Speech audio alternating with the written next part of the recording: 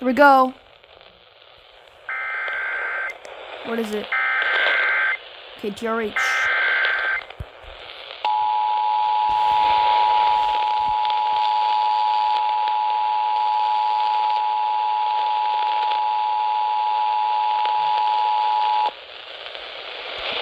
This station is activating the Houston area emergency alert system. The National Weather Service in League City has issued a severe thunderstorm warning for Galveston County, northeastern Brazoria County, and southeastern Harris County until 11:30 a.m.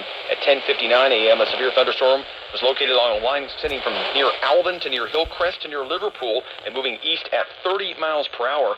Possible hazards with these storms include 60-mile-per-hour wind gusts.